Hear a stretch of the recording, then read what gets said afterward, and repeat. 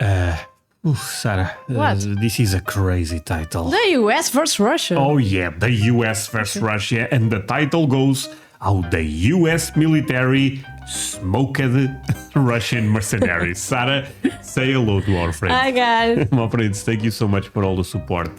We really appreciate that. That said, Sarah, ask them for the most important thing. Guys, leave a like, thumbs up. And if they subscribe, You make our day. damn right. Link below. By the way, there is an option to wipe a video nowadays. Helps a lot, my friends. Please do it if you can. Let's go. When the first vehicle in the convoy suddenly blew up, the Russian mercenaries knew something was wrong. What? Their objective, happened? to capture an oil field in eastern Syria, was supposed to be a routine mission. Okay. The enemy, they knew by then, would have fled long ago at the sight of 500 battle-hardened Russian and Syrian fighters. Right. But instead, the attack had come to an abrupt halt, and explosion after explosion shook the ground. It wasn't long before AC-130 gunships, Predator drones, Apache helicopters, and fighter jets were circling over the battlefield, pounding the attackers from every imaginable angle. What the Russian forces didn't know was that the oil field was not defended by any fighters, but by American Special Operations They are in forces, trouble. supported by the They are in trouble, yeah. Yeah, I mean, this is crazy because this is, a clash between America and Russia, But I guess the title says that does not end well for them, but let's see how bad, defended by any fighters, but by American Special Operations forces, supported by the most powerful air force in the world. And so, within a few minutes, the routine mission turned into hell on earth and into one of the deadliest engagements for the notorious Russian mercenary group Wagner. But it's crazy. This group is very strong, from what I understand. The Wagner group, yeah. They had a lot of problems with Putin in the past, but they are strong. Well, are they strong enough?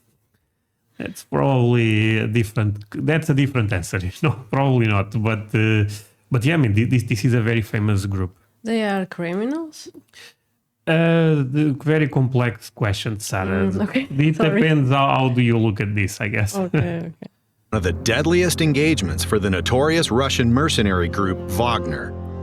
To stop the rapid advance of the self-proclaimed Islamic State, the U.S. had deployed troops in Syria since 2014. Okay. They supported the so-called Syrian Democratic Forces, or SDF. A year later, Russia also intervened in the fight against ISIS, but on the side of Assad's Syrian government forces. The SDF and the Syrian army were never seen as allies, but in keeping with the saying, "The enemy of my enemy is my friend," both parties at least mostly avoided each other. Okay. After years of fighting, both armies managed to drive out the terrorists, and by 2018, ISIS held only a fraction of its original bases. To prevent an unintended conflict between Russian and US-supported armies, a deconfliction line was formed along the Euphrates River, which effectively bisects Syria.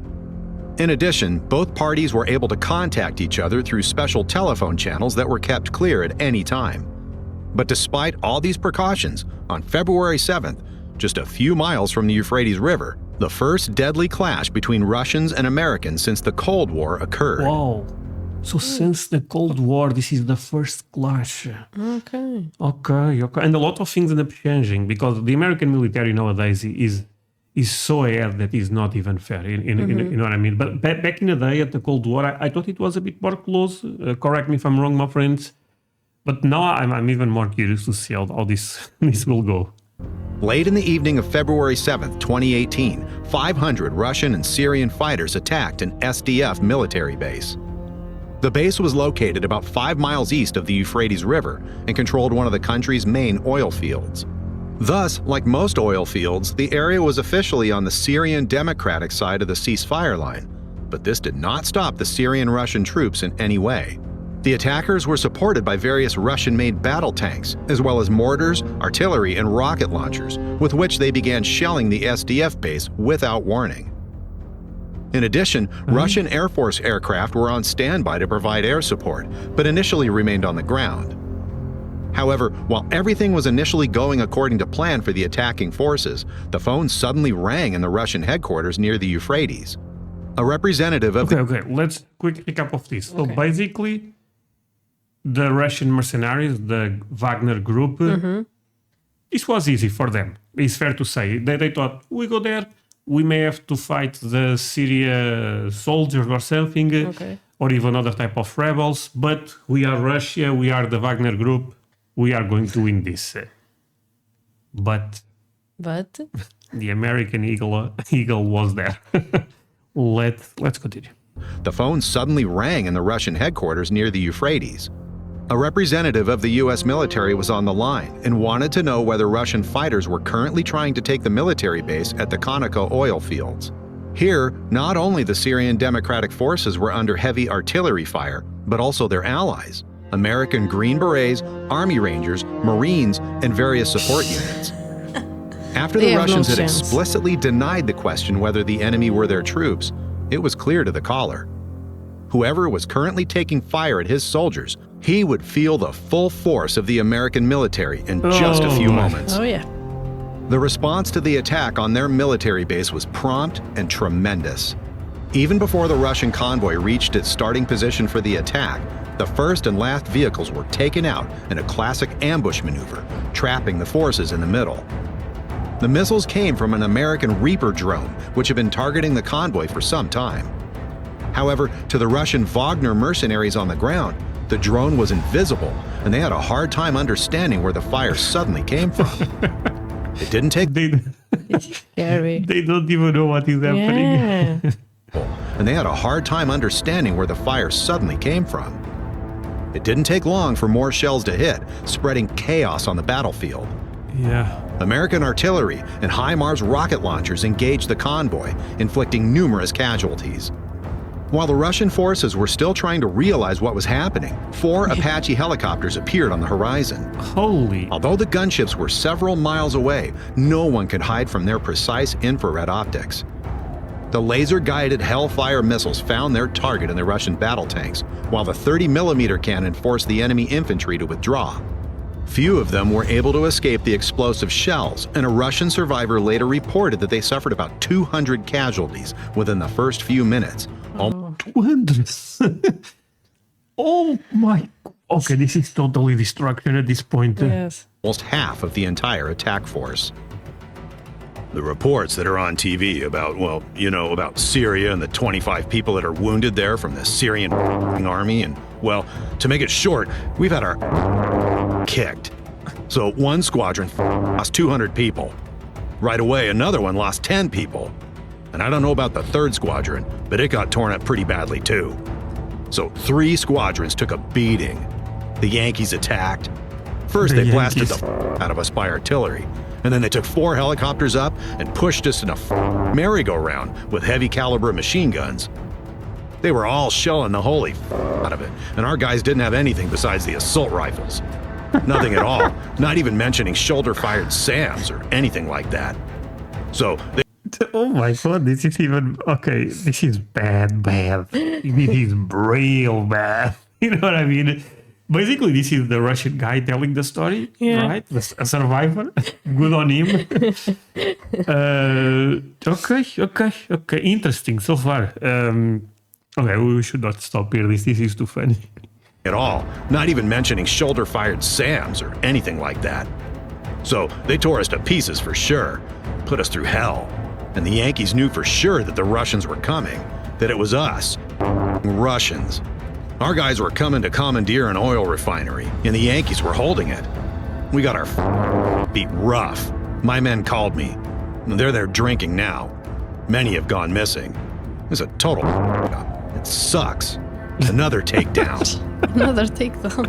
While AC-130 gunships circled over the battlefield engaging individual targets, large B-52 strategic bombers completely destroyed the convoy.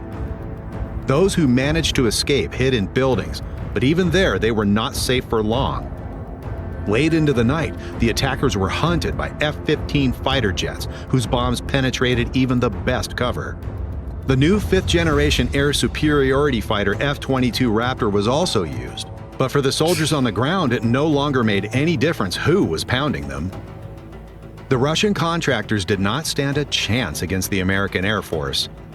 Okay, sorry, but they have a very funny expression in America that is F it's kind of like F around and find out. F, you know the word, right? Yes, yeah. We are a family-friendly channel.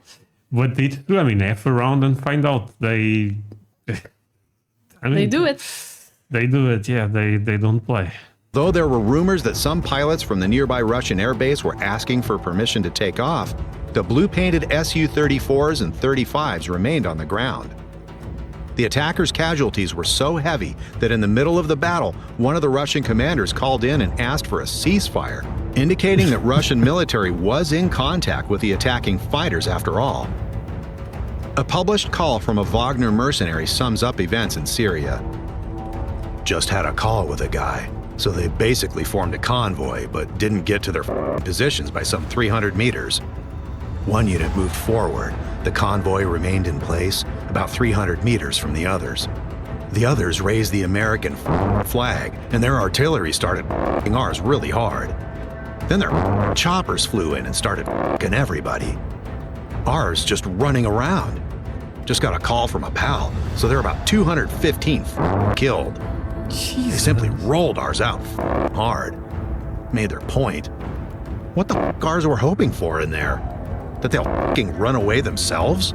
Hope to scare them away? Lots of people so bad they can't be ID'd. There were no foot soldiers on the American side. They simply our convoy with artillery. When the battle ended early next morning, there was nothing left of the convoy of vehicles. All combat vehicles have been destroyed, with the exception of a single battle tank and armored personnel carrier. Of approximately 500 Russian and Syrian attackers, at least 200 were killed or wounded. Well, basically half, this is crazy. But the American Air Force, they can, air superiority, it's a difficult word in English, but they can, they, in the air... They can do their job. Their job from the air. Yeah, and they can do whatever they want. Yes, yes. It's actually kind of crazy. Technology is so advanced. It's so advanced.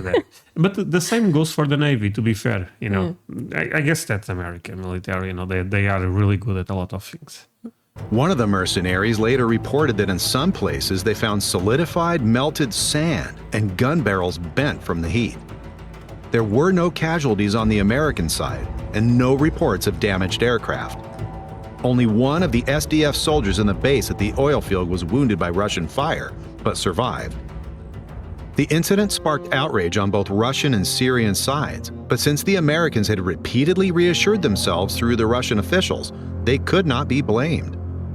According to intercepted phone calls between the leader of Wagner and Russian ministers, the attack was even said to be an order from Moscow. Oh, For really? Wagner Group fighters, the Battle of Conoco Fields went down in history as Red February and was one of their most humiliating engagements. At least some of them received a medal specially made for this event. What? It shows a Russian soldier. What? So they lost? You survived it. That's a thing. You know what I mean? Okay. I have to admit one thing. I already watched this video. Ah. But I didn't remember all the details. It's crazy to watch it again. But okay, let's see the medal. At least some of them received a medal specially made for this event. It shows a Russian soldier surrounded by flames, heroically shooting at an American Apache helicopter. A scene that probably never took place in this way. Yeah. The Syrian Democratic Forces and their American... You know what? It's kind of fantastic that the Russian government tries to make some propaganda, some type of... You know what? We kind of won. Kinda. We lost, but it's just some type of propaganda just to not be that. It was a big humiliation, no doubt. Yes. Oh my God. Humiliation? Humiliation. Wait. Now I have to say it correct. Humiliation. I think that's what I said. Yeah. took place in this way. The Syrian Democratic Forces and their American allies had successfully defended the base at the oil field and continued to fortify it. The demonstration of their superior air power was meant to be a warning to any hostile forces not to mess with the wrong people. Right. Interestingly, when Syrian and Russian fighters gathered in the area again about a month later, the Americans once more contacted the Russian commander in charge. This time, it was not long after the end of the phone call that the entire Russian-Syrian fighting force hastily withdrew. For those who made it this far, thanks for watching. If you want to help us produce more content, feel free to leave a like and tell us what you think of the attack on the U.S. base. Well, don't mess with America is what I'm going to say. That's it. I mean, you know it will end bad, so be careful. That's it, Sarah. Say goodbye to our friends. Bye, guys. Bye, my friends.